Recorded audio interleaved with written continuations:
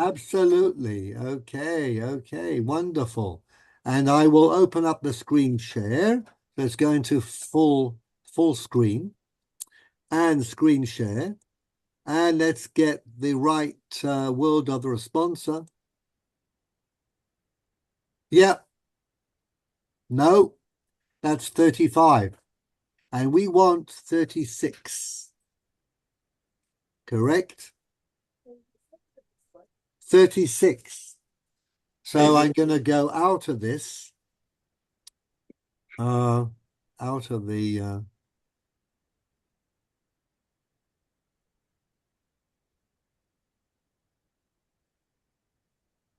screen share, and let's go out of this into wherever, back here. Yeah, okay. All right. What we want is 36.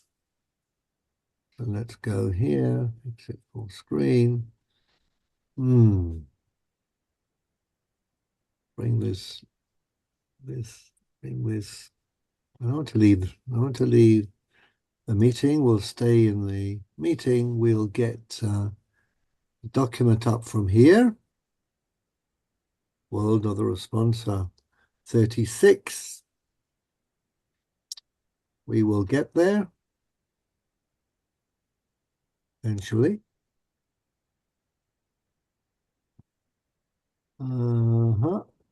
World of the Zohar Responsa 36. That's what I want. Not World of the Zohar. No, not World of the Zohar. World of the Responsa. Of the Responsa. Get it through here. Put it on here. Okay. Hopefully this is the one. Have a look. 36. Good. Go into the Zoom meeting. Go into the full screen. Get the screen share. Here we are. Okay. So we are going to continue with Rabbi Bryce and the guide dogs. Well, we'll start with Rabbi Feinstein. So Shmuley, you're on. Rabbi Feinstein. On the question of bringing a guide dog into shul, is a blind person permitted to play in the shul with his guide dog? We find the following episode in the Yerushalmi. Rav Imi instructed the scholars to admit anyone who was somewhat learned, together with his donkey, Ulachamre, into the Beis HaMedrash, Megillah. Okay.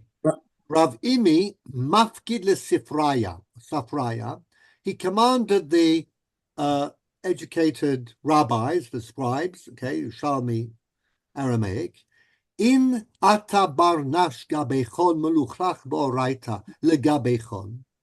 If, and the Yerushalmi is of course much more poorly edited than the Bavli for reasons that we know, Byzantine persecution, and that's why the Bavli is the preferred Gemara. If somebody comes, a barnash is a person, meluchlach, it's interesting because we would say dirtied, okay? But it means somewhat educated, has a smattering of Torah knowledge.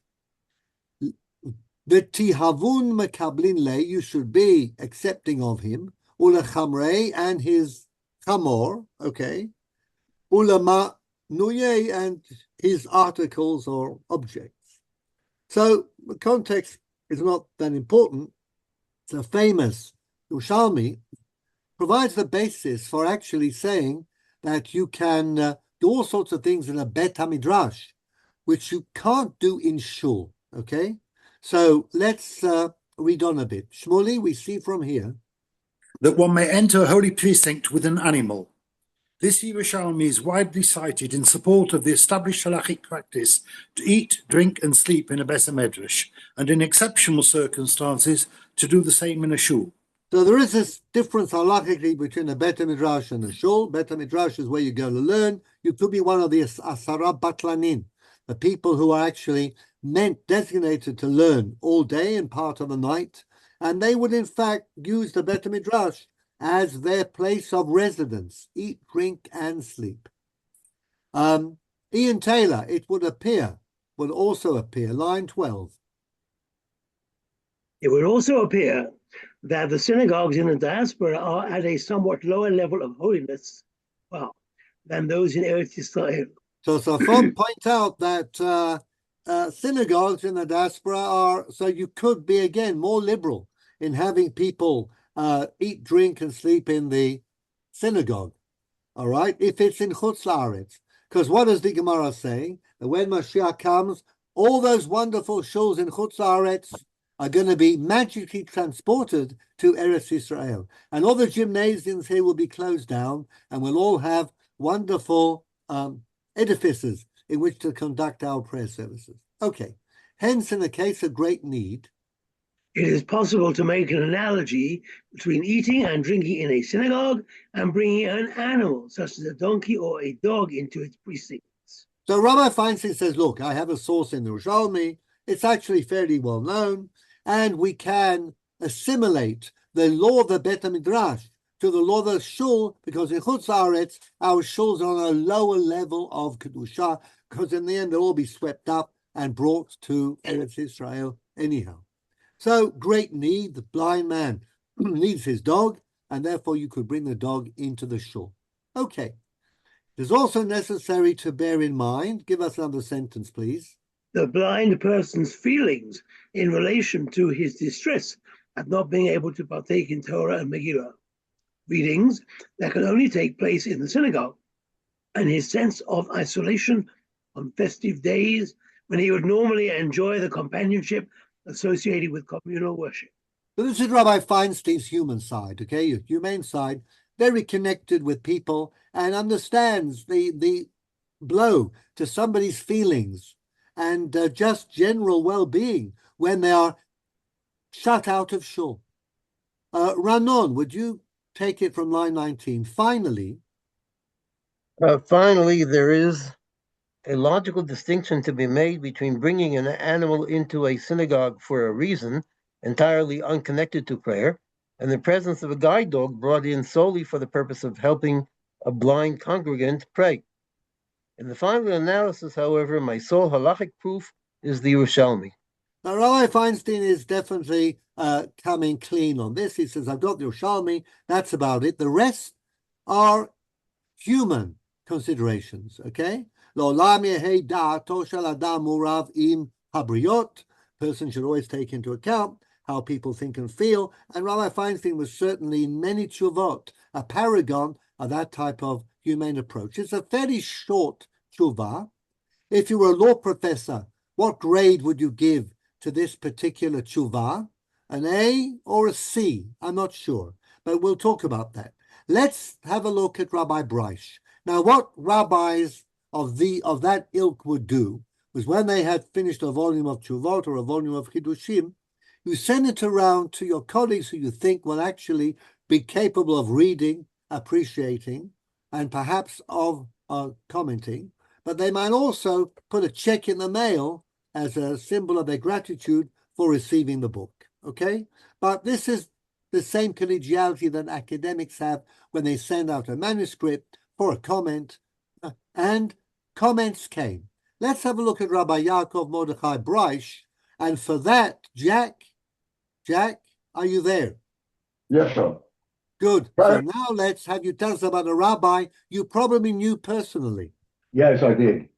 So, okay, give us the dry facts, and then perhaps you'll give us a personal impression. So let's read. Rabbi Breish. Rabbi Breish was born in 1896 in Shkol, Galicia, to a family of Belzer Hasidim. He received smicha from the head of the Dayanim in Shkol, Rabbi Abraham Alevi Horowitz, author of the Responsa to Yaakov, and Rav Meir Alik, author of Responsa Imre Yosef. Now, Rabbi Arik is very famous Romanian, Hungarian posek, and outstanding posek, the Imre Yosef. So we have a formidable rabbinical authority here. His first rabbinical position His first rabbinical position was in Olesko, Ukraine, and in 1928 he was appointed rabbi of the Polish community in Duisburg, Germany. So that was often a move that Polish rabbis made from the east to the west. Polish Jews often went from Poland, Galicia, elsewhere in Poland, to Western Europe to better their conditions, their financial situation. All sorts of reasons pulled these East Europeans westward. They became the Ostjuden that we know about from the Kulturkampf just before the Second World War, and we know what happened then. But this is an interesting bit, Jack. I don't know whether you know this. In 1933, would you read on? In 1933, he published Tikkun Eruvin, a detailed examination of the laws of Eruvin involved in its construction of a community Eruv in Duisburg, which was sparked by the need to save his congregants from the biblical prohibition of carrying on Shabbat. They would carry on Shabbos, okay? These are German Jews, many of whom were very modern. So you have this Polish Gadol who's got to deal with this situation. So he was a pioneer, and he cut some corners. If you read his book, it's very scholarly, but he did cut some corners, as everybody does, because to construct an Eruv for a city and to fulfill all the Deot is, as the Mishnah Berurah points out, almost impossible. And the Chaim Soloveitchik, if you remember his famous essay on the nature of halakha in the modern period, points out that it was simply a necessity. You needed an Eruv because the alternative was to have your community be Mechalalei Shabbat Midoraita. It's a very interesting book. We've had newer and more up-to-date books, but his Tikkun Eruvin is still a classic. The next bit, of course, is the Shoah. Jack, when the Nazis came to power. When the Nazis came to power, he was accosted by their thugs on the streets and barely escaped with his life. As a result, he left Germany, and for a short while he was rabbi in Lens, France. Okay, so he left. Reich left. He said, I'm not going to stay here anymore, and he left. The French authorities, and this is also not atypical. What happened? The French authorities refused to grant him a residence permit, so he left for Switzerland in 1935 to take up the rabbinate of the ultra-Orthodox Agudas Achim community in Zurich, a position he filled for 42 years. So I don't know. Why was Switzerland willing to take him when France was not? Do you have a theory, Jack? No, sorry, I wasn't here at that time. Okay. So I don't know either, and I haven't done a lot of research, and you have to speak to his family, but it's interesting that Switzerland... Maybe the Agudas Achim made a special request for this. Maybe the local Jewish community, which was more powerful than a very small community in Lens. Correct, but he got to Switzerland in 1935. It was a good year, okay? And the Agudas Achim, in fact, it was a community that united all the Hasidic and Polish and very frum communities in Zurich, as opposed to the Swiss Jews who were not Hasidic and not East European by any means. So 42 years is a long time. In 1967, Jack, if you can just finish this off, Kolel Lohorat Chelkat Yaakov. His responsa are called Chelkat Yaakov, Chelkas Yankiv, okay? And they are amongst those which are definitely followed and used in modern halakhic discourse amongst poskim. Okay, Jack, please, in 1967. In 1967, Kollel Lohore Chelkas Yaakov was established in his native Bnei Brak. On his initiative in Bnei Brak. Okay. Line 1, Rabbi Breish. Rabbi Breish published 3 volumes of Chelkas Yaakov, dealing with the many aspects of modern life. He passed away in 1976 and is buried on Har HaManuchas in Jerusalem, close to the Belzer and Chebina Rebbe's. Most of his family perished in the Holocaust. He was linked by marriage to the Soloveitchik family and his brother-in-law was Rav Yitzchak Yaakov Weiss, author of Responsa Minchas Yitzchak. And Shmuley can give us a biography of Rabbi Weiss, who was in Manchester for many years, having come from Hungary, and was eventually appointed head of the Eda Charedis here in Jerusalem, the Minchas Yitzchak. So all of this is very eminent indeed. Jack, is there anything you'd like to share with us on the basis of your experience of Rabbi Breish? Well, there are quite a number of stories, but I think it would lead us a little bit off the track. Okay. So I will then let you off the hook and we will stay on the track. Thanks. So Rabbi Breish received the Grot Moshe with Rabbi Feinstein's Tuvah, and he picked on it, and he was very critical. So let's see. What does he have to say? Marcel. The word Ulchamre in Yerushalmi may very likely mean his donkey driver rather than his donkey. So Rabbi Breish begins with an analysis of words, and he says, how do you know that Lechamre means the donkey? It could be the donkey driver. How do we say a donkey driver in Hebrew? Chamar. So is it Chamre, Chamor Shelo, or is it Chamar Shelo? Remember, the only people who are meant to be saying the Bet Midrash are those who have a smattering of Jewish learning. So the question may have arisen as to the donkey driver. So Rav Imi may be saying that as long as the donkey driver is meluchlach ba'oraita, has a bit of a smattering, as I said, because lichluch means just a bit of stuff of learning, you can bring him into. Could be. But of course, that may not be the case. It could be chamor. So in a very logical way, Rabbi Breish goes down the line. Moreover, even if the word means donkey, the analogy between a donkey and a dog is inappropriate, since dogs, unlike donkeys, are considered dangerous. Bava Kama 83 Aleph. Now the Gemara says that when a dog barks, what happens or what can happen? Pregnant women can have a miscarriage. That goes back to the times of the Gemara. But in general, Jews did not like dogs, and certainly Holocaust survivors, people experienced the Nazis, even though we got to Switzerland, who were living with survivors. Nobody liked dogs. In Stamford Hill, where I grew up, when there's a large survivor community, nobody had a dog. And Debbie from Melbourne certainly remembers those who survived Europe, okay, being petrified of dogs, okay, to the extent that at a simcha, somebody who'd been at a camp jumped on the table when a dog came into the hall. Hans Bachrach had a big dog. Hans Bachrach, he was an exception there, okay? So did Mrs. Rapke, the judge's wife, and she paid a fortune buying kosher meat because she said, I cannot stand to be licked by a dog that's been eating treif. I mean, people and dogs are very funny.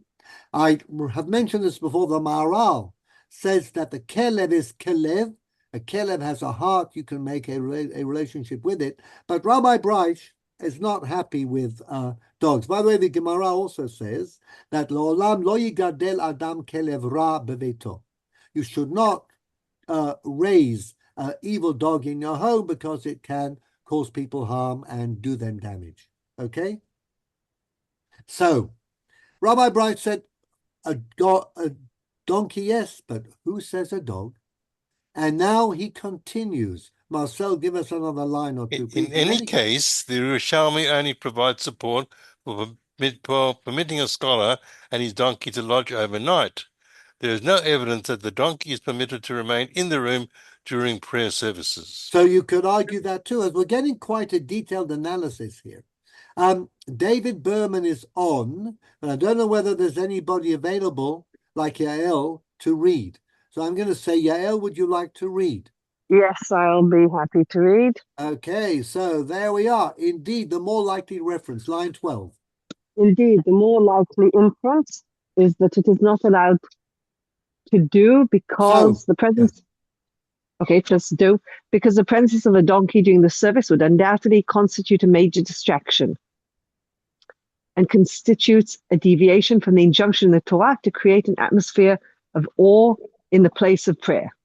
What does it In say? general, Parshat Kedoshim, Ish imo vaviv tirau, Ish, yeah, Ish imo vaviv ve'et mikdashi tirau, okay?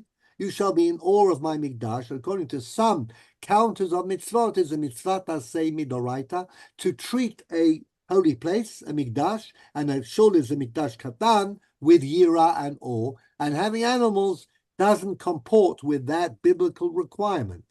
Yael, in general, the context of Yerushalmi's ruling is a bet Hamidrash where scholars spend all day studying, and it is only natural that they would be permitted to eat, drink, sleep, and lodge overnight in such a building. Talking about the institution of the Asara Batlanim, the 10 people who were hired by the community. In the past, they took it very seriously. 10 men learning all day, okay, and part of the night. And they would use the Bet Midrash as also a residence. Synagogues, however, are entirely different, since they are devoted to prayer alone, and maintaining the sanctity of a place of pure worship in a strict manner is, as already observed, rooted in the Torah. So Rabbi Bryce is going through very carefully, covering a lot of bases here. Thank you, Yael. We'll go back to the beginning of the list. Shmuley, can you please take us away from the synagogue sanctity to line 19, to the blind person? It is important to point out that blind people are exempt from all positive halachic obligations, such as communal prayer and public Torah. As far as the blind person, readings and Megillah, there's a pator. As far as the blind person's feeling of isolation as a result of being excluded from communal prayer services is concerned, this problem is easily solved by recruiting volunteers from the community to escort him back and forth. In that way, he will not feel isolated, and the sanctity of the synagogue will not be impugned by the presence of an animal. In other words, Rabbi Bryce is a very good practical solution. Get some young men, train them. They will go take the blind person to shul and take him back, and we can avoid the whole issue here. Isn't that a much better solution, halachically speaking? Give the dog the evening off. Give the dog an evening off. Thank you, Ian, for that very humane approach. Okay, but of course we recollect Rabbi Glasner perhaps, and we wonder. But anyhow, read the next bit, Shmuley, because here we get into the adoption and the type of approach that characterized poskim of this ilk. Okay, the adoption of the Feinstein's permissive ruling would undoubtedly result in its misuse by rabbis of lesser stature. And he actually writes rabbis, Reish Ayin Bet Yud Samach. There's Rabbi Feinstein, who is a real rov.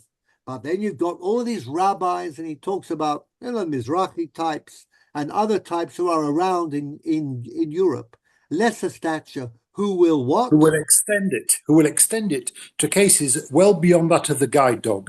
And you could have, of course, the reform practice in New York City to have a bar mitzvah when your dog reaches an appropriate age. I mean, you might decide to have a menagerie in the foyer of the shul. God knows where these newfangled rabbis will take, and if they have Rabbi Feinstein, they'll say, well, Reb Moshe said it's okay. So you've opened the flood doors to a slippery slope. And then this in turn will lead to Hilul Hashem, profanation of the divine name, especially since Catholics do not allow dogs into their churches. Not quite true. They allow dog collars in. Thank you, Shmuley. That was very good. I was waiting for you to say that, and you did. Okay, but the collar is not worn by a dog. It's worn by the rabbi. And good Anglo-Jewish tradition.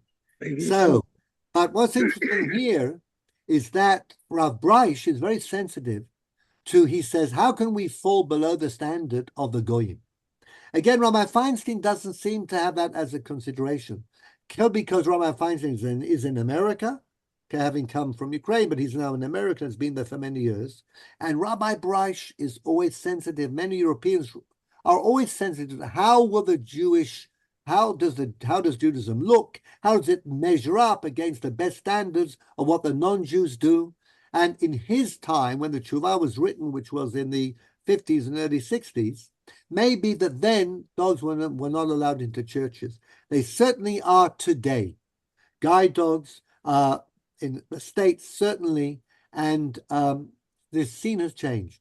But what's more interesting is this sensitivity here. How can we fall below the standard of the Pope? Actually, he says the Pope and those who follow him.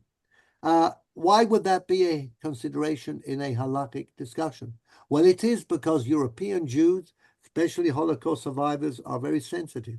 Now, how does Judaism look in the eyes of the non-Jews? So we have an interesting and I think fairly rich responsum here. Who would you give if you were a law professor teaching a course in Jewish law? Who would get the A, Rabbi Feinstein or Rabbi Breish? Rabbi Breish. Rabbi Breish.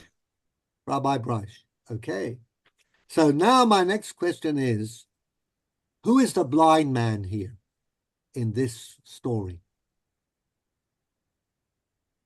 And to what is he being blind? So my thesis is that Rabbi Breish is the blind man. Rabbi Feinstein sees something that Rabbi Breish does not. What does he see? Especially in the light of the fact that Rabbi Breish says, what's the problem? Get young men or volunteers to take the blind person to shul and back. What is he missing? The independence of the blind man. And if I was to put that into terms of Kavod habrius. Kavod habrius, and in English, human dignity. What does Rabbi Feinstein see here? By the way, Debbie just said, well, this wouldn't work, Rabbi Breish wouldn't work in Eretz Chemda because there are no young men. I don't know whether that was a message for you, Shmuley, or not, but in any case, okay? What we have here, I think, is the modern peregrination of the Ramah's Kavod Habriot.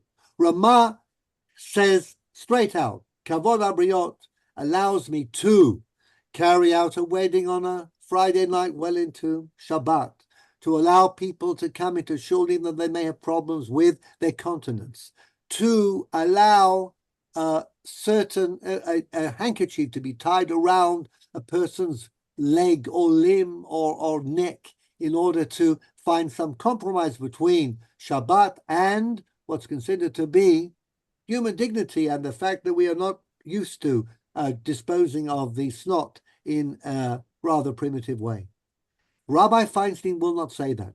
By the time we get to the 20th century, Kavod Habriot is treated very gingerly because it's an explosive concept. There's so many things that we could attack halakhic Judaism with in terms of it's not dignified for human beings, for people, for Jews of all sorts. But what he does, in my view, is he brings Kavod Habriot in by the back door. Instead of saying Kavod Habriot is going to overcome the positive commandment to make the shul into a place of awe, get over the issue of, well, we don't need to have the blind person come at all, he's patur. And we can get rid of the isolation by bringing him. Rabbi Feinstein realizes, as Russell and Shmuley said, the dignity of the blind man, his independence, the fact that he can get to shul by himself and back, that is the greatest gift he could possibly have. And to that, Rabbi Breish is blind. He doesn't see that. He's looking at it as a halachist. And Rabbi Feinstein, if I'm permitted to say so, is looking at this as a first-class posek, somebody who marries the law to life as we know it, understands what is going on. Rabbi Feinstein undoubtedly realized that you could interpret lechamrei as the donkey driver. Rabbi Feinstein was well aware of the ptor, the exemption given to a blind person, okay? But he chose to write what may be a C paper in order to bring Kavod Habriot, human dignity, in by the back door. Not having to say so, but because this is not a case that we find in the halachic literature. I mean, guide dogs, of course, are a very recent development, but they give dignity to the blind person. So that is my take on this. there are other tshuvot on, for example, issues such as, can a person in a wheelchair act as a chazan, especially on yamim noraim? Would that be halachically acceptable? Rabbi Isaac Yitzchak Leibus, who was again a very frum posek from Europe, ended up in New York, in Brooklyn, head of the Agudas Horabonim. He said, well, I'm not quite sure, because if we make a halakhic analogy to a chazan, he's like a kohen. A kohen in the Bet HaMikdash had to be free of all physical blemishes.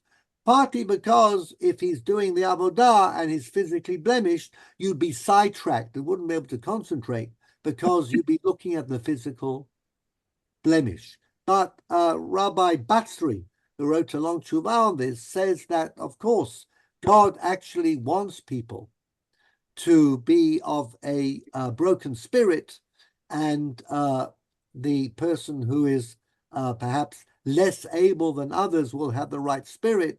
And in any case, he said the rabbi should educate his community to understand that dignity needs to be accorded to people with disabilities as well. And the fact is that he cites a tshuva, the Maharam of Rottenburg. Maharam of Rottenburg quotes this pasuk, Leiv Nishbar, or Leiv Nidka, is what God wants. That's not halachic. The analogy that Rabbi Leibus makes with the Kohanim is much more germane. Okay, the Chazan, the Kohen are both Shlichei Tzibur.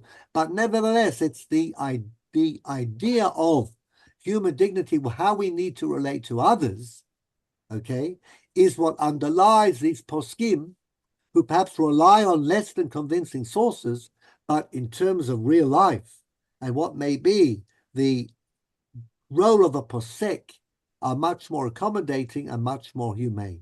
So I leave that for you to reflect on. Are there any questions or remarks at this stage that anybody would like to make? No, then we move on to the last tshuva of the Ramah, which is interesting for the introductory bit. And it's also interesting for the content. Ramah's Responsa on Stam Yain. Okay, Shmuley, no, we had you, Shmuley, right? You read last. Yes, I've done 2 lots, yes. Great. Ian, you're on. Well, he's the one drinking. Exactly. Ramah's Responsum on Quantvo. Stam Yain, wine made by non-Jews. Number 124 in the Ramah. Ian, line 31. What did people have to drink? We started just at the end. That's all. What did people have to drink in Central Europe in the 16th century? Good question. Okay, good question. What did they drink? Did they have water? Oh, there was water, but did they drink it? In early modern times? Still not. In early modern times, wine, beer, ale, cider, or other local drinks were preferred to water as a drink. Water was very often contaminated with pathogens, while the contents of wine and beer, alcohol, carbonic acid, and a low pH value, reduced the risk of infection. Water was dangerous, unless you were out in the country and you were drinking from a bubbling brook, okay, that was uncontaminated. But they threw everything into the water. They didn't really want to drink that water, so they didn't. The rivers were sewage lines. Exactly. Okay. Reducing the risk. Also, beer had a high nutritional value. What about that? Nutritional value? It does. It does. It's very filling, right? Because of the hops. Marcel, your medical opinion is that beer does have a high nutritional value. It has. But like everything, don't drink too much. Okay, especially for populations which base their diet on cereals. And what is beer made from? Barley. Hops. Hops, barley. So a good grain. So why isn't that promoted as a positive thing for beer drinkers then? Because when you start drinking, you don't stop. That is the problem. Oh, there's a problem, is there? The alcohol and what it does to you. And your beer belly and the damage done to your pancreas, that is not really worth it. So I wouldn't damage outweighs beer on your grains for breakfast, okay? Stick to milk, okay? But you need milk, by the way. If you want to drink 9 pints of beer in one sitting, as I was told when I was in Edinburgh, okay, that you have to do to graduate from the university. You line your stomach with milk from an early age, and that's why you can take all of those pints. Okay. So the people who based their diet on cereals became an important part of the European diet, therefore, for men, women, and children alike. Everybody, they drank cider, ale, beer, anything except water. So when you're talking or wine, when you're talking about wine in the Middle Ages and in early modern Europe, you're talking about actually a real basic necessity. We, of course, will drink water and healthy drinks, some of us, and we will imbibe occasionally on Shabbat a small amount of scotch, okay? However, in the period we're talking about, it was drunk by everybody. They often mixed. They put some water in the alcoholic beverages, but then, of course, the water would be overcome, its negative properties, by your alcoholic beverage. Okay, don't know, Marcel, if you want to say any more on that. Yep. Okay, so number 2, the question submitted to the Ramah. Ian, give us another few lines. The question was the halachic legitimacy, if any, of the practice of Moravian Jewry and elsewhere to drink stam yain. Now, what is stam yain? Regular wine. Now, wine handled. The wine handled by an idolatrous Gentile is called yain nesef, and is well. Wouldn't that be only if he's using it in the church? Exactly, as part of a pagan libation, that is an idolatrous ceremony involving wine, which definitely did happen. Okay, that's yain nesef. So that means then, I'm not reading now, that means then that the Catholic, all the ceremonies in church also have idolatrous aspects. Well, the question is whether or not the Christians are idolaters. So the Sephardim said they were, and the Ashkenazim said they weren't. But we're talking about real idol worshippers, okay? Like the pagans, the Greeks, the Romans, who used wine, they poured it out before the statues of their gods. But even yain nesech is used in the Christian churches, isn't it? Unless, of course, but it's not. In the old days, everybody would tip a little bit of wine. They went to the temple or they went past the idol in the town square, they'd pour out a bit of wine. So all pagans were suspect of, but nowadays it's only priests. It's only people who are in church, and it's called sacramental wine, and we do not generally drink sacramental wine made by non-Jews. Not ovela socher anyway. And it's biblically forbidden. Since it could have been used as part of a pagan libation. It may not be drunk by a Jew, nor may a Jew derive any benefit from it. Okay. So next line 2. Jack, are you good for another couple of lines? Yes, sir.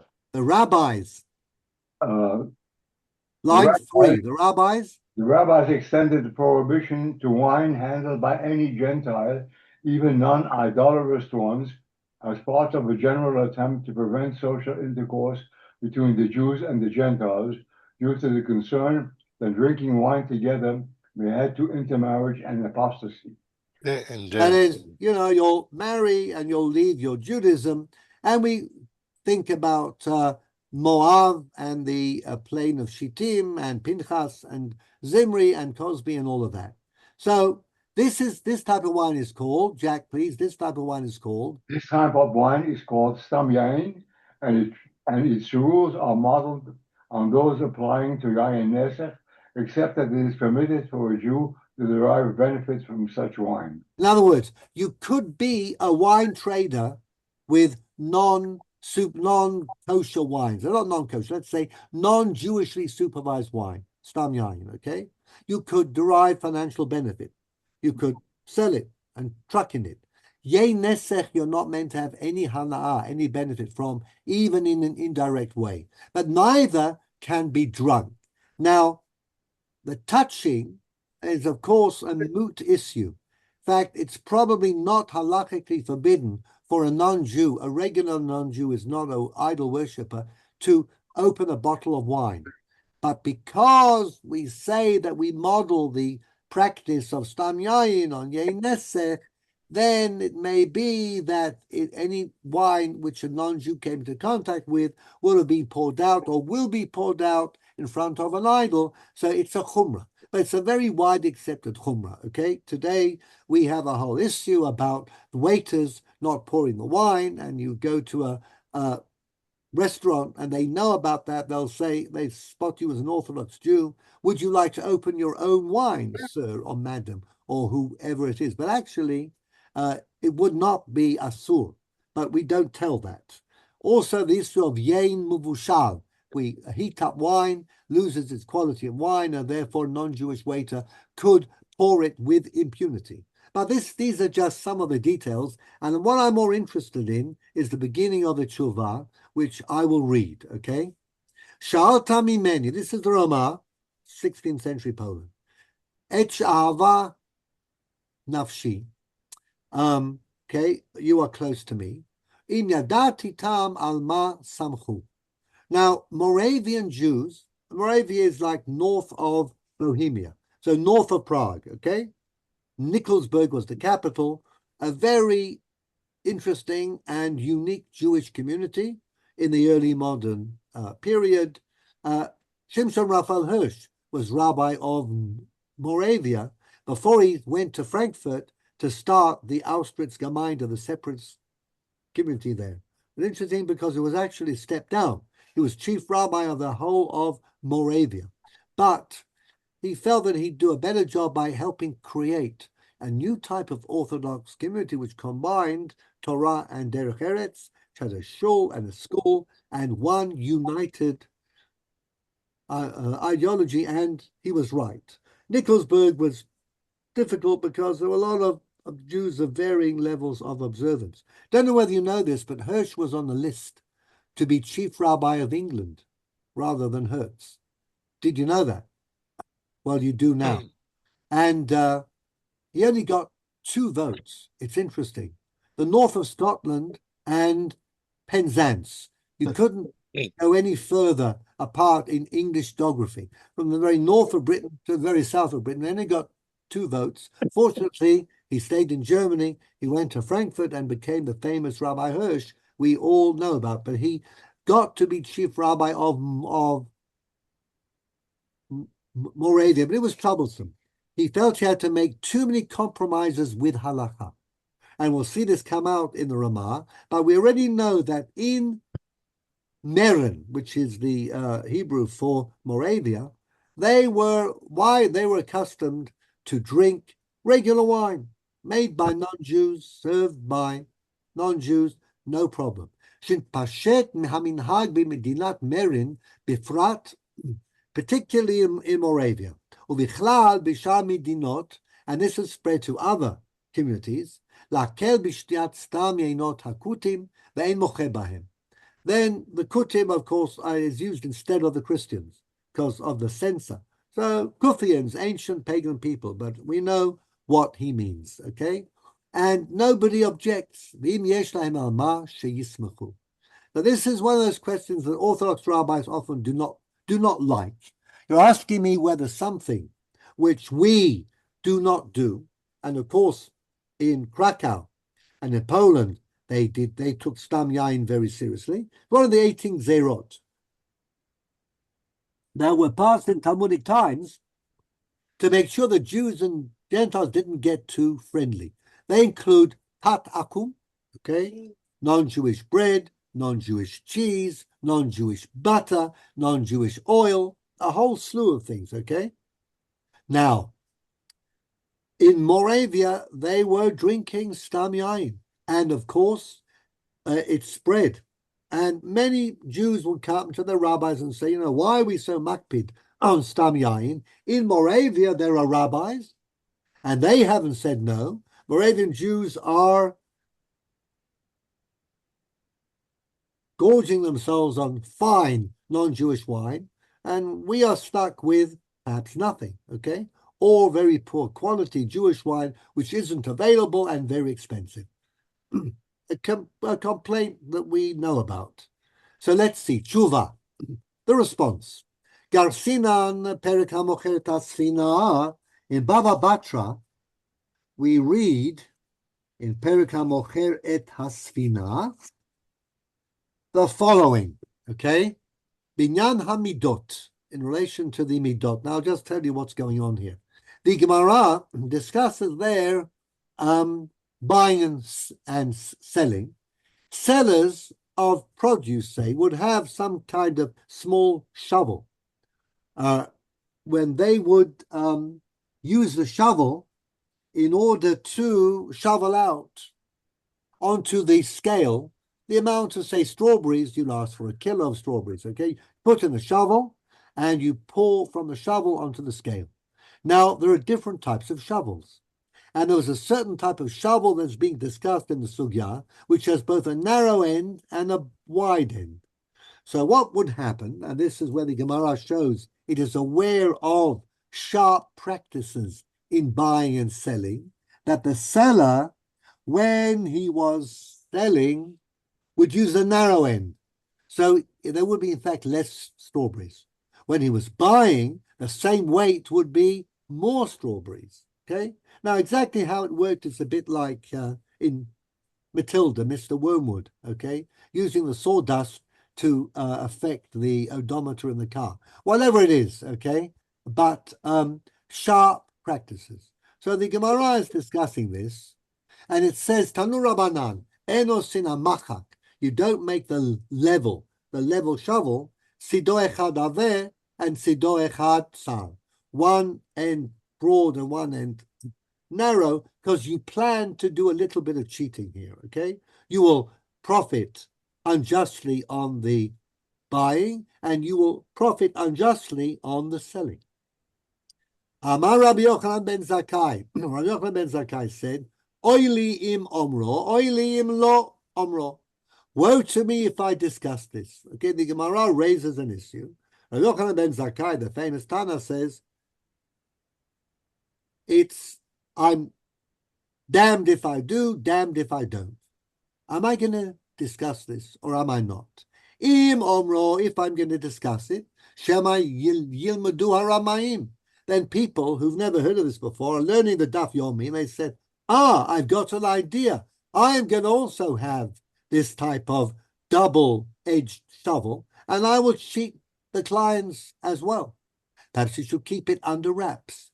Im lo omro, if I don't discuss it, shema yomru haramain, then the cheaters will know. Ena talmidei chachamim b'kiyim. There are a naive lot of rabbis. They don't know what goes on, and they do not address this issue and condemn it. Ibay lehu. So Rabbi Yochanan ben Zakkai says, oily, I don't know whether to teach this or not. Ibay lehu, amaro or lo amaro. Then the Gemara says, okay, well, what did Rabbi Yochanan ben Zakkai decide? Amarav Shmuel amara. Shmuel said, yes, he did discuss it. Omehai kra amara. And he used a pasuk in Hosea, Ki sharim darchei Hashem. The ways of the Lord are righteous. Tzadikim yelchubam ve'ru'u poshim yikashlubam. The tzadikim will succeed, but the Rishaim can use God's ways and they can do evil things. In other words, my responsibility is not for the bad people, but I need to be true to my role as an exponent of halakha. Ad kan lashon Gemara. This is the Gemara. V'chen ani omer, says the Rama, b'davar, in this matter, ki harei anochi lo omro. I don't really want to give a heter for stam yayin, shelo yilmadu avrei aveira makom nismoch alav v'yakilu od yoter. Because then everybody says, well, if the Rama said it's not asur, then why don't I drink it? And if I drink that, I might drink other things, and who knows where it'll end up. V'yarei anochi shelo omro. But I don't want to not say it either. Shelo yomru avrei avera b'chol makom halo b'nei hamedinot hacherot shotin oto umali hatam umali hacha la'anosh ha'ovrim. Then, of course, the frum will say, well, it's forbidden. Why are these people doing it? They are evil people, and we should drum them out, if you like, of the ranks of legitimate Orthodox. And that I don't think is right either. ואם לא היה מותר, למה בני המדינות האחרות שותים אותו? Either you say it's mutar or you don't. הגם כי ראיתי כי טוב למצוא קצת טעם על המקומות שנהגו להקל בו, שלא יהיו כולם חשודים בעיני הבריות. Rabbi Isla says, you know what? If you have a wedge of this sort, it means that the ones who are keeping to stam yain will look down on those who are not and say they're not trustworthy. They can't come to a bet din and take an oath because they're breaking halacha. So here again, the human side of the Ramah comes through. I don't want to create this type of wedge when I'm not sure that stam yain is really as prohibited as it is cracked up to be. This is always a problem because rabbis are aware of what's going on and they are very careful because they also don't want to be accused of being overly lenient. In Manchester, especially, you wouldn't want to be accused of being a makel. So you're looking over your shoulder. You're also looking at your community, which is observant. How are they going to feel if you pull as well the rug from under their feet and you say, well, actually, stam yain is not such a terrible thing. Now, of course, you can always say stam yain, whilst it may be halachically not a very powerful prohibition, is a good thing to have. And if we advertise ourselves as an Orthodox community, then we should not allow regular wine to be drunk in the shul or at our simchas. But halachically speaking, when you pare it down, but then do you want to tell people? Because like Rabbi Yochanan ben Zakkai, you might start a slippery slope. You were brought up to stay away from all non-Jewish wine. Now, famous rabbi says, well, actually, it's not such a terrible thing, and I can defend the people of Moravia who are drinking it. Well, then you might be like the Orthodox rabbi who comes to the United Synagogue and finds that half his congregants think there's nothing wrong with drinking non-kosher wine, Ian, okay? Nothing wrong, and that's what they did. So what are you going to do? So the Ramah says, I'm not sure, okay? This is oily, damned if I do, damned if I don't. So we'll read a little more, and I'll just tell you briefly what he says. But I just want to finish this bit about the horns of the dilemma, as it were, okay? And we'll take this up from line 18. שאם כן היו בני המדינות אלו שאוסרים, היינו צריכים להיזהר בהם, כמו בדין החשודים שלא דנו ולא מעידו. We would disqualify these non-supervised wine drinkers from giving testimony in a bet din. ואפילו למען דפוסק שנאמן בשל אחרים מכל מקום על שלא אינו נאמן לכל העלמא. And if he says, well, say he who is known to be a stam yain drinker invites you into his home, and you go, and he offers you wine, and you say, is this stam yain? And he says, not at all. Can you believe him?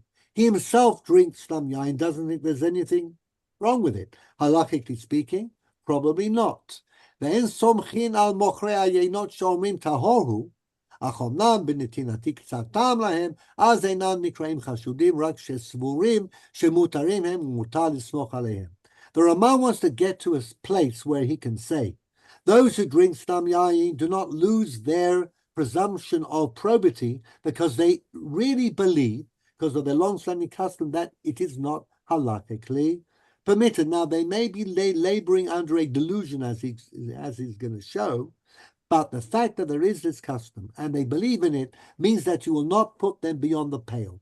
And here I want to go into a very important precedent in this area, okay? The Ramah prefers the view that people who believe that something is mutar and they themselves will engage in that practice are still believed when somebody else comes and asks them and says, what's the story here with the wine you're offering me? Okay, and what's his precedent? Uchamo, beginning of line 22. Shamruli nan sarat habat shenetruku bo bet Shammai bet Hillel in Yevamot. Without going into this, Bet Shammai and Bet Hillel have a major argument about secondary wives.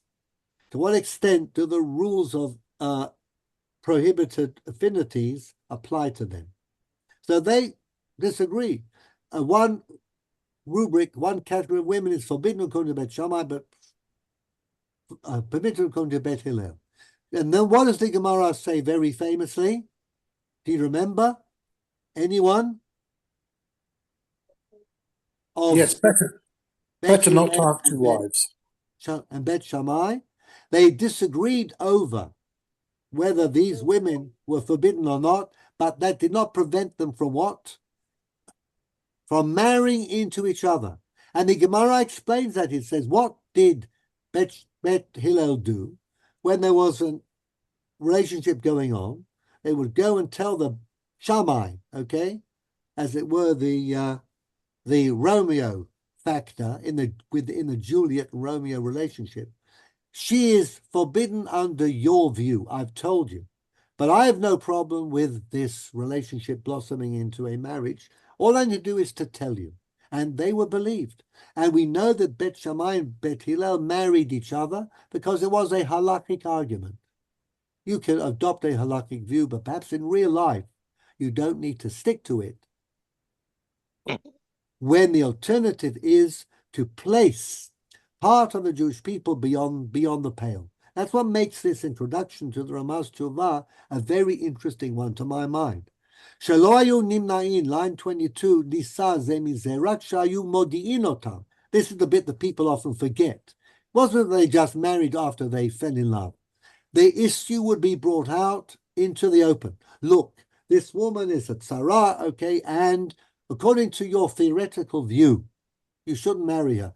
But they did, because theory is one thing, practice is another, and love and creating a loving relationship with the right spouse, well, that's fairly rare, fairly rare. It's a blessing when it happens. So let's do it, okay? And leave that halachic issue to the side.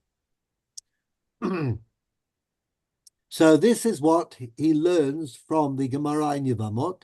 V'chatav b'hagot Mordechai b'shem Ozeru HaKatan du'adin b'chol shar isur veheter. And then Ramaz says that the Or Zarua, okay, Rabbi Yitzchak, Reb Moshe Chaim Or Zarua, the famous Or Zarua from Vienna, writes that this precedent applies to all ritually forbidden and permitted things. You tell, and then people will make their own decision, because it is a dispute, and the halacha is not absolutely clear. We can find some basis to permit. Limedinot meren, to Moravia, Uchamotam, and others. It's not halacha. We Polish Jews will never drink stam yain. We will trade in it because there's no Yisur Hana'ah. We're not going to drink it because we believe, like Patakum and Shemen, well, Shemen Akum was abrogated, but Chalav Akum, non-Jewish milk, we are makpid on that. But Mikol Makom me'achar shem sovrim shemutarhu ve'inan chashudim yesh lismoch alayu v'ne'emanim alav la'acherim hanoagim bo isur. We can trust them, greet with them, drink with them, we can ask questions, we believe what they tell us. Now, it's not exactly clear what the heter is. Do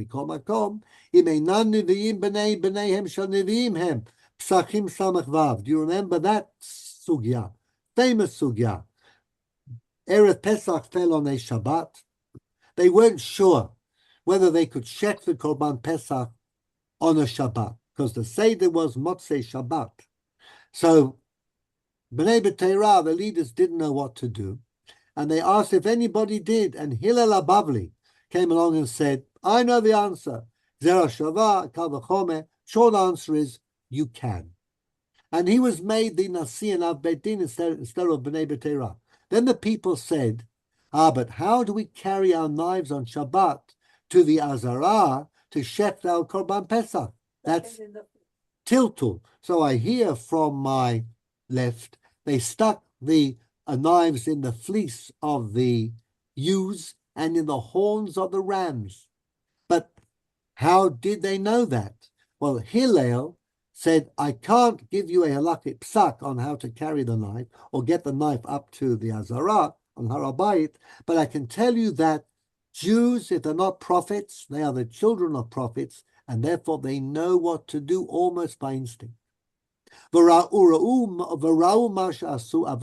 have a tradition, it was seen, tradition was passed on, if you like, Chaim Soloveitchik's mimetic tradition. We know how to do this, okay? We don't need a text. שבחוץ לארץ לאו עובדי עבודה זר הם, אלא מנהג אבותיהם בידיהם, ונוכל לומר שהכיוצא בזה אמרו בירושלמי, פרק 1 דיני ממונות, אין מדקדקין ביי נסך. That's a rule. We don't split hairs when it comes to yei neseh, because wine was vital. It was not water. You could not just drink plain water. וכמו שכתב הסמ"ג על כיוצא בזה, the Sefer Mitzvot Gadol, Rabbi Moshe Mikuchi wrote something similar. I'm now going to explain to you what the basis of that heter to drink stam yain might be, and may the Lord save me from errors. I'm going to finish with a screen share. Our time is more or less run out, but I'll just give you 3 main points. That the Ramah says that the stam yain issue is a bit like hat akum and chalab akum. These are measures to prevent us socializing. We all know that if you're in a place where there's no kosher bread, you can go into an industrial non-Jewish bakery, check the ingredients and buy the bread. Every Israeli who goes to Chutz La'aretz has that instruction in his little madrich, little guide to being observant in Chutz La'aretz, okay? It's called Hat Palter in the Talmudic terminology. If it's domestic or small farm or small bakery, there may be a problem. But even then, if you're nothing, because bread is necessary for life. Of course, what we do is during the 10 days of tshuva, when we really want to appear very from, then we won't have pat akum. Same thing with shoymed milk, okay? Halabakum, similar, get together with non-Jews, okay? Ramah again points out that we can drink as long as it's not treif. And Rabbi Feinstein wrote a famous kuvah that today governmental regulatory bodies supervise milk, and they're not going to put in lard or anything like that into the milk. And if it is put in, well, anyhow, whatever it is, it's not what it used to be. But during the 10 days of tshuva, as a boy, I remember it being sent out. No, sorry, Pesach. Pesach, I'd be sent out to the farm to do shmira, okay, because we wanted to show me the milk. The rest of the year, you had regular milk because, it was very difficult to get hold of a Jewish-made milk. So this is the same thing, says the Ramah, actually applies to stam yain. And remember, the big difference is that in those days you could not drink water, and there was no range of beverages. You had to have wine, beer or wine. By the way, there's also an Isur on beer. But the Gemara in Avodah Zarah itself tells us about rabbis who would buy non-Jewish beer. They simply wouldn't drink it in the place where it was sold to be with the non-Jews. So they took their beer home, but then they quaffed it and enjoyed it, okay? So there's a whole ethos here in these, they're not sumptuary rules, these divisional rules to keep us apart from non-Jews. But when there's a necessity, but if we can, of course, we will try to keep these isurim. And because of the yei nesech aspect that hovering in the back of our minds, as you came in early on, Shmuley, the idea of when it was used in an idolatrous ceremony, that makes it really Christian or pagan. So there's a greater sensitivity. But stam yain is stam yain, and it's not yei nesech, even though the halachot. So the Ramah says several other things, but that's mainly the line in which he takes. And he also talks about the fact that there is well known that there's certain fat on the stomach, which may or may not be treif, asur, not allowed to be eaten. There was a machloket here, and very important Jewish communities indeed. B'nei Rhinus, the Rhenish communities, Rhineland communities of Shum, Speyer, Vomaisa, Magensa, they would eat a part of the cheleh that we don't eat today because it's included actually in the bit that you couldn't eat, but they had a minhag or a tradition that you could. So the Ramah combines stam yain and the need for basically, if you couldn't drink, you could die, okay? And the fact that, so you need to accommodate, and the fact that there is a minhag. And the minhag has to be respected. This, of course, is the Ramah, because he based his mapa partly on minhag, which Rabbi Yosef Karo, in the Sephardic tradition, ignored. Minhag is very powerful in Ashkenazi Jewry, partly because of the Kiddush Hashem. Whereas Ashkenazi Jewry went to the extent of death rather than convert in the First Crusade, the Sephardim were more liberal and went in for the Anusim, crypto-Jews. So whatever was done by the Mekadshei Hashem, those who sanctified God's name, that carries halakhic weight. So we could go on a lot, but our time is up. I want to wish everybody a very healthy winter, okay? I will be back in Yirtzeh Hashem, as we said, on the 11th of March, and I join with Ian Elachayim, to us all, to the entire Klal Yisrael. And whilst it's not, of course, meet for us to talk about the secular New Year, we will, leminyanam, and let's hope that the coming secular perhaps will bring us some peace and quiet, and do us and treat us a little more gently than in the past. L'chaim, Tov Tov, and I look forward to resuming on the 11th of March, which is after Purim. See you tomorrow. Yes, it was a successful time in New York. Right. Thank you. Thank you. All the best, and bye for now. Bye. Thank See you you very tomorrow. much. Bye.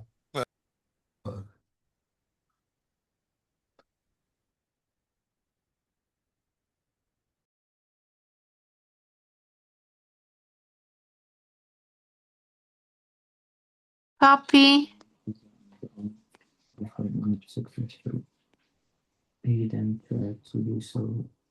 Papi, hörst du mich? Ja, hey, Ja, mein Schnuggel. are you there? I'm there. I'm here. Are you here? Waarom steht me dich niet? Hä? Waarom steht me dich niet? Das ist eine sehr gute Frage. Warte mal, was ist jetzt? Hi. Hi. Wie geht's euch? Did you take everything? No, because it fell on the floor. What? And it fell. Everything? No, just The blue one fell down? fell down, came under my shoes, got very good. Oh my God. Just the blue. Ai. Ai, ai, ai. Sugar, Schnuggel, wie fühlst du dich? das Eis wieder. Ach, ich will immer die ich gebraucht. Ja, aber jetzt ist sie wieder aktuell. Na, jetzt die Filme sagen, ja, wie, was soll ich dir sagen? Was, ein alter Jid. Wie geht's seiner Schulter?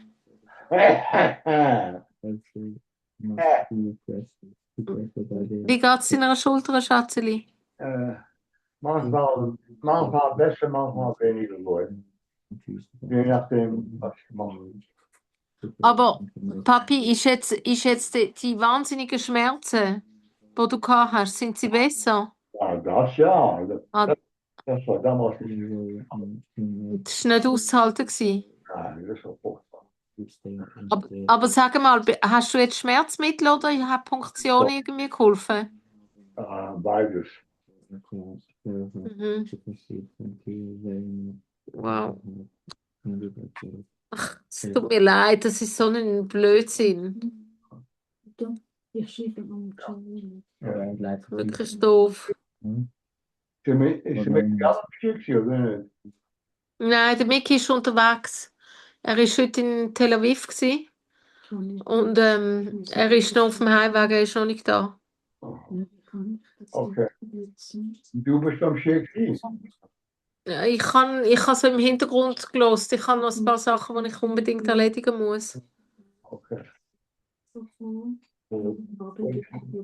Ja, aber ich verstehe, dass jetzt eine Pause ist bis im März. Ja. Okay. Jetzt besoffen. Hast du, Hast du eine Stunde zu spät? ja, okay. Nein, du kannst die Packungsbeilage lesen. Dann wirst du wissen, dass das nicht gut ist. Da.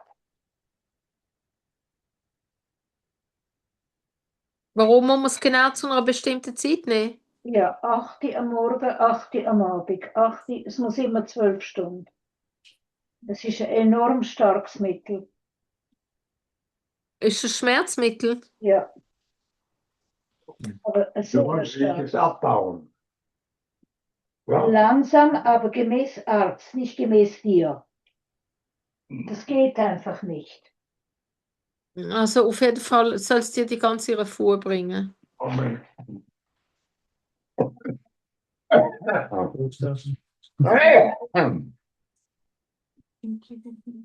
Ja, Rollst dich wieder auf dein Bett? Auf dein eigene? ja. Ja. Welche Spitex ist jetzt Abend da? Ja, leider die Lulu. Hm. Leider. Hat die andere Neujahrsparty? Ja. Wir werden Neujahr feiern und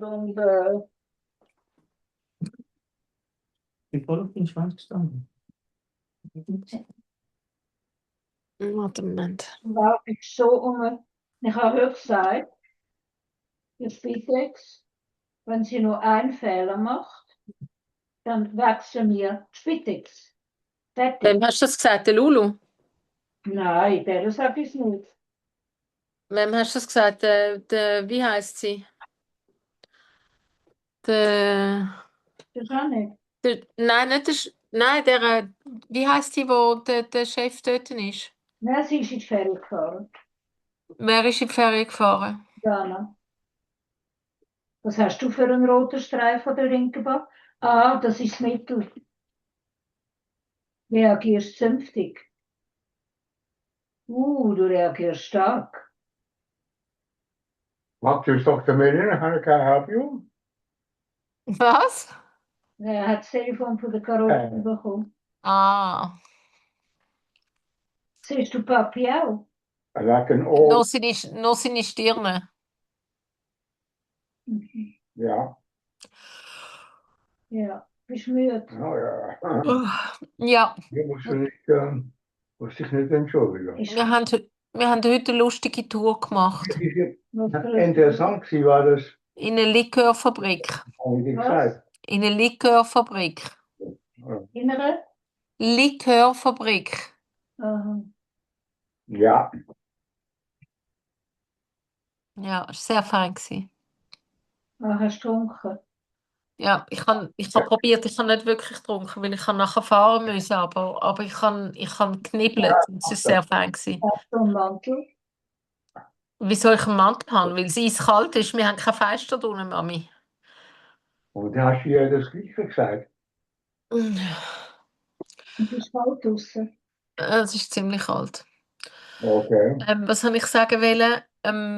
Hat der Papi Feigen gern? parteiisch. Was hat er gern? Feigen? Du parteiisch. Zucker. Hm. Okay. Gut, Schnubbel. Also, Ja. Sehr einfach. danke vielmals. Ciao, ciao. Alles Gute dir. Es sind so viele Tschüss. Baustellen da Danke, ciao. im Moment. Hm. Kratzest du dir auch den Rücken? Ich kratze mir auch. Ja. Bin auch gerade dran. Ja, well, I forgot. What? I said Dublin Chakras this morning after we came home. What are you talking? You haven't in the afternoon. Yeah, but I didn't finish. I didn't put on film. No, everything was upside down today. Ja. Es ist so irgendwie, ja, alles durcheinander gewesen. Ja gut, ich denke jedes Mal, das Hin und Her ist belastend. Ist wirklich belastend. Ist es? Es sehr belastend.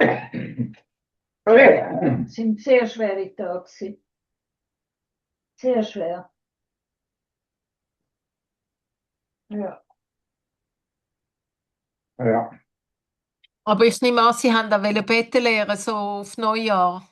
Ich nehme an, jetzt haben Sie wahnsinnig so Wochenendbelegung oder so, oder sogar noch weniger.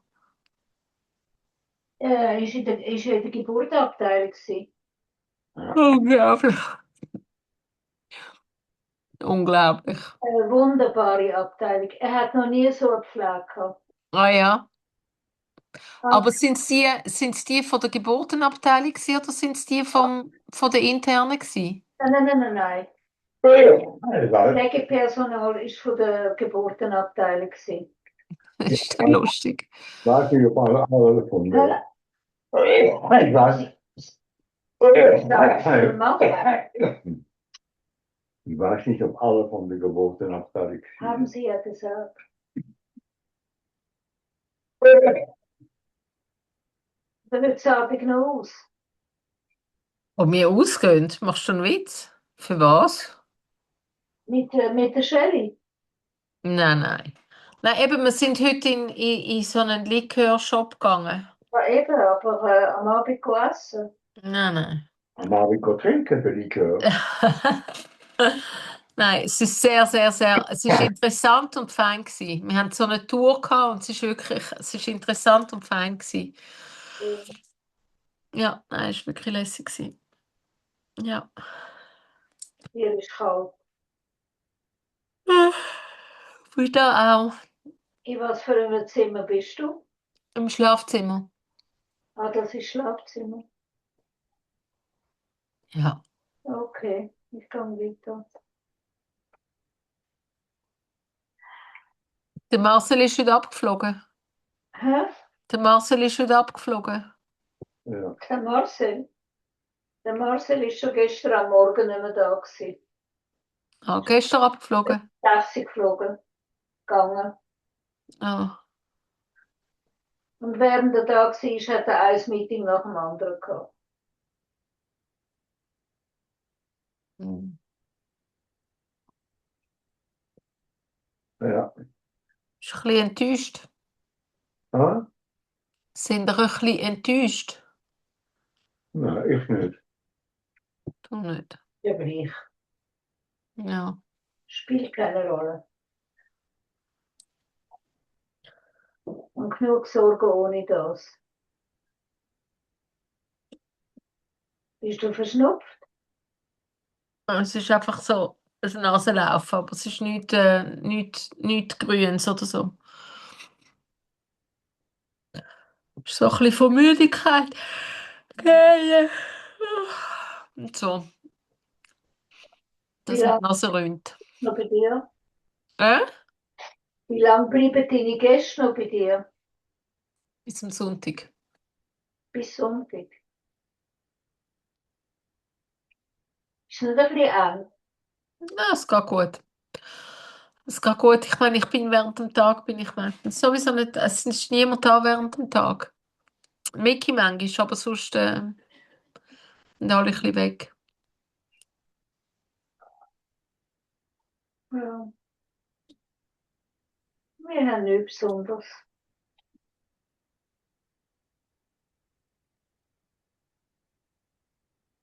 Sind wir wieder der Chewing Gum, da kann er wieder anfangen zu husten. Nochmal? Jetzt sind wir bei der Chewing Gum, da kann er wieder anfangen zu husten.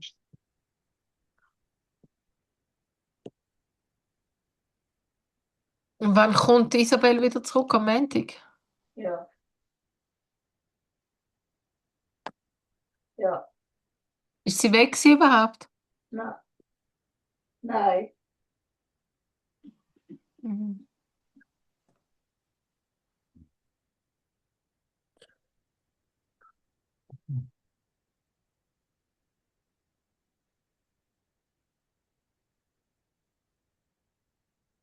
Ja, ja. Ich glaube, wir haben uns nicht mehr viel zu sagen. Aber willst du weiterreden? Ich habe noch einen Haufen Rechnungen müssen machen. Die ganze Administration, die liegen geblieben ist. Ja. Ich müsste auch noch. Ich habe so keine Lust, ich kann mich nicht überwinden dazu. Ich kann mich nicht überwunden, dann es noch zu versorgen. Aber bezahlt habe ich es. Das ist super. Rechnungen. Why didn't you wear now the Schlinge? Why? Because it bothers me. Ach, das ist zum Verzweifeln. Oh nein. Er sollte die Schlinge, Er sollte ja im Grunde noch das Gestell tragen. Will er nicht. Gib mir ihm die Schlinge. Trägt er sie auch nicht. Oh nein. Ich trage sie ja. Willst du wirklich nicht wieder gut werden? Ich, Willst du nicht? ich weiß, man. Hast du nicht genug? Ich weiß, was mir gut und schlecht tut. Ich trage Ach, du. die Schlinge, bis sie mir wehtut. Und dann erlaube ich mich, weil sie mich wehtut, erlaube ich mir, sie auszuziehen. Ja, ich weiß auch nicht mehr weiter. Was hat hat denn der Arzt gesagt, er muss Schlinge tragen? Der Arzt hat wollen, dass er das ganze Gestell trägt. Hat er gesagt, er macht es nicht. Das ist das braune Gestell, das er hat. Ist das über die Schulter? Ist das über die Schulter über? Ja, das ist einfach die Schlinge, siehst du? Da die Schlinge.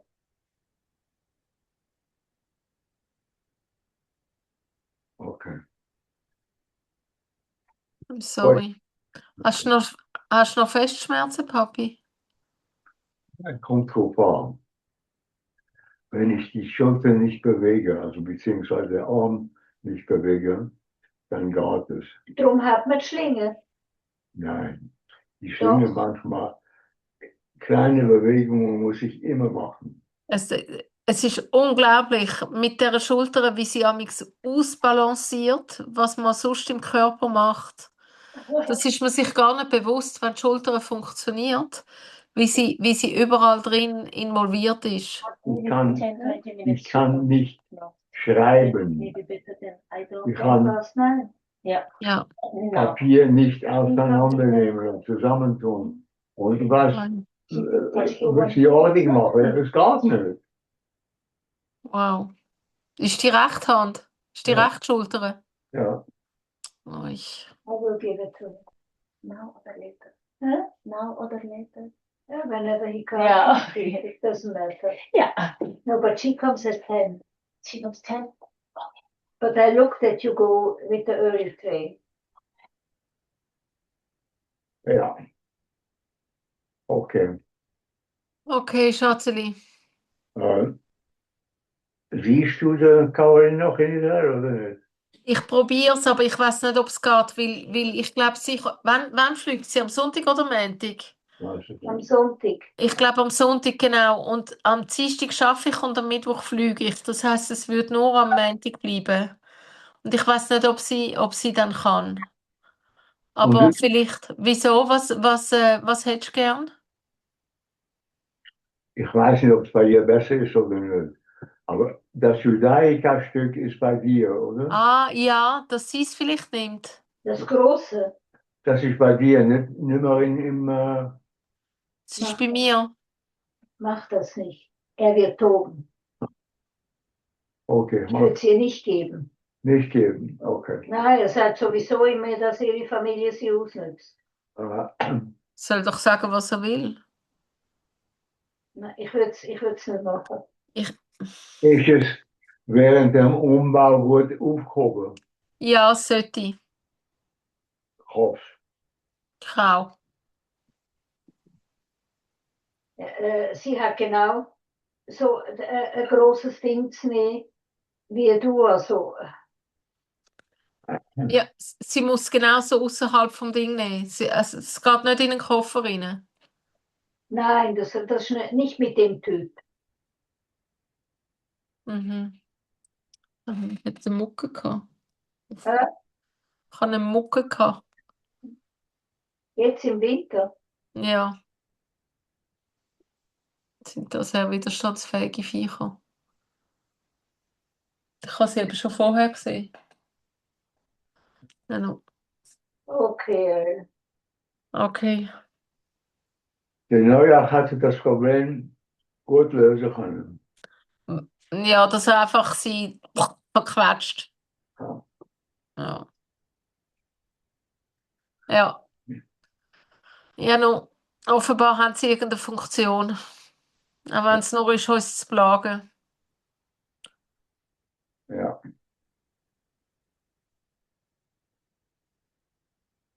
Ja. Gut, also der Mittwochsabschluss beim Arab. Der Mickey ist jetzt am Zurückkommen von Tel Aviv. Er war in Tel Aviv heute. Ja. Er kommt zurück. Ich weiß nicht, wo er ist. Er ist irgendwo unterwegs. Okay. Ja. Gut, also, dann wünsche ich dir eine schöne Nacht. Gute Das Nacht. wünsche ich euch auch. Schlafen gut und ich hoffe, dass ihr wirklich tief schlaft und dass ihr euch gut erholen könnt und dass ihr schlaft.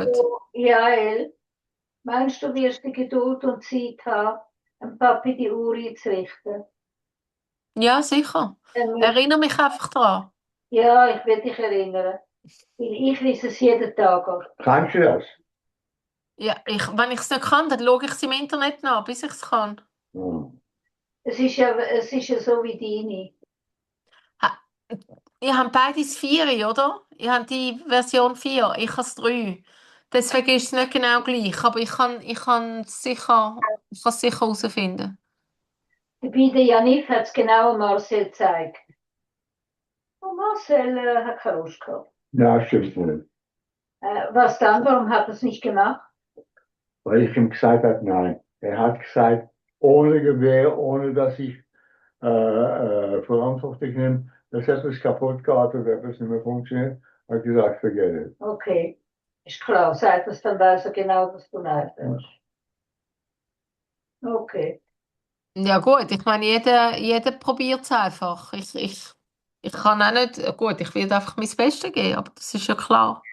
Es ist ja nicht irgendein Stück von 700.000 Dollar. Also es ist ja, was weiß ich, eine relativ günstige Uhr. Musst du es mit dem Papi-Telefon machen? Kannst du nicht mit ihm machen? Was? Die Uhr einrichten? Ah nein, blöd. Nein, dein Telefon geht auf deine Uhr und dem Papi sein Telefon geht auf dem Papi seine Uhr. Okay. Gut, Schnurr, also, bist schon, wo ist der Jenny? Die ist schon draußen gewesen. Der Keski hat sie schon rausgenommen für einen Spaziergang. Was Ist mit ist ihr rennen. die alte Tiererie? Ja, Ja? sie haben sie alle gern. Aha. Okay, Ja, gut. ja. Außer der Miki. Außer der Miki. Aber er hat sie manchmal auch gern. Die Micky hat, Manchmal. Micky hat sie gerne, gibt es nur nicht zu. Ja.